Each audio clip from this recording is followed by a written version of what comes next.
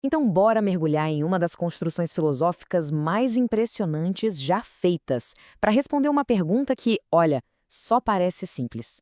Nessa análise, a gente vai fundo na metafísica da bondade divina, direto na Suma Teológica de Tomás de Aquino.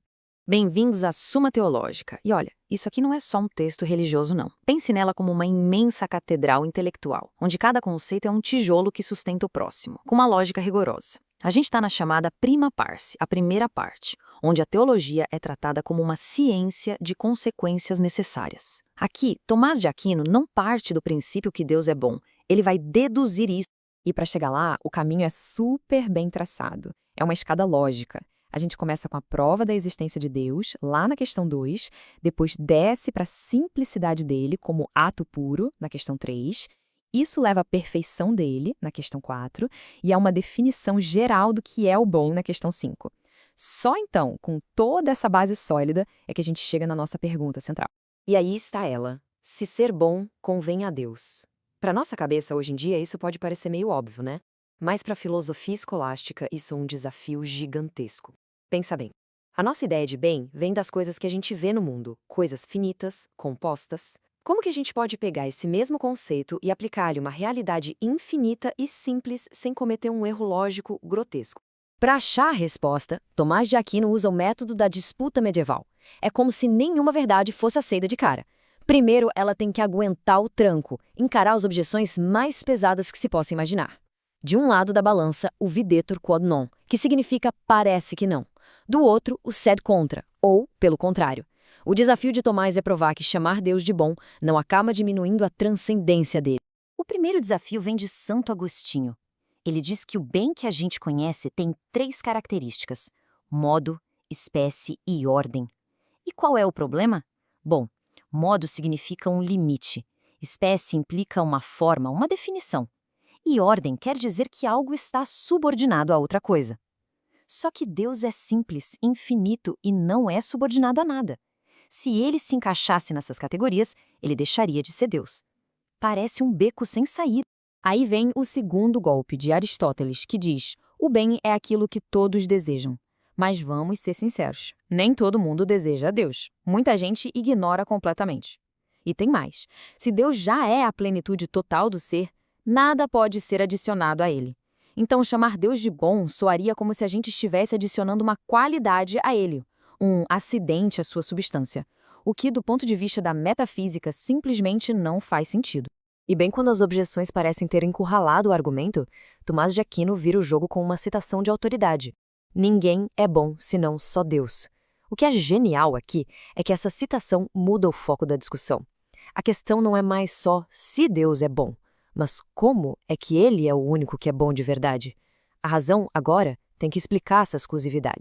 É aqui que Tomás de Aquino começa a construir a base do argumento dele. Ser e bem são, no fundo, a mesma realidade, só que vista de ângulos diferentes. O ser é a realidade da coisa em si mesma. O bem é essa mesma realidade, mas vista como algo desejável. Pensa bem, ninguém deseja nada. A gente deseja alguma coisa justamente porque essa coisa existe, porque ela tem realidade, tem atualidade. E isso nos joga direto no que podemos chamar de física da perfeição. Uma coisa é boa na medida em que ela é atual, ou seja, na medida em que ela se realizou. A semente, por exemplo, está em potência. Ela é imperfeita porque ainda não é tudo o que pode ser. Já o carvalho está em ato, ele é a realização completa do ser daquela semente.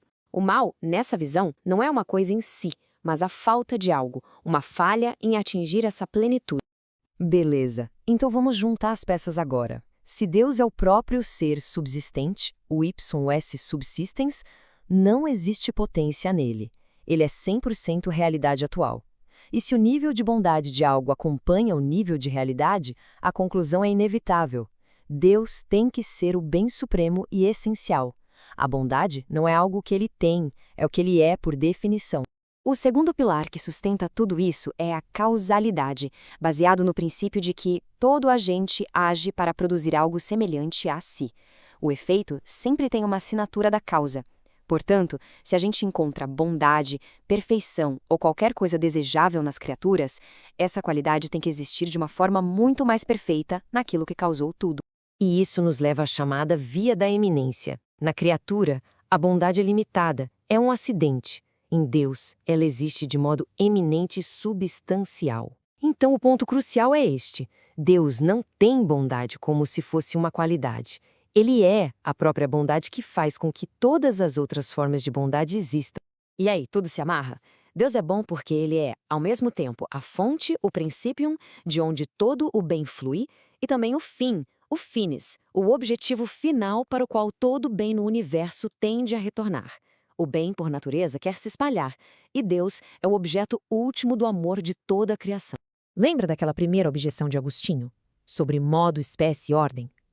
Agora a gente vai ver como Tomás de Aquino desmonta ela peça por peça.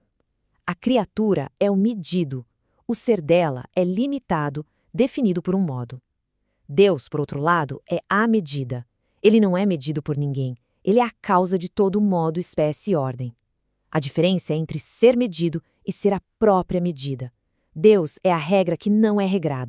A chave para resolver essa tensão toda está numa distinção que é simplesmente brilhante.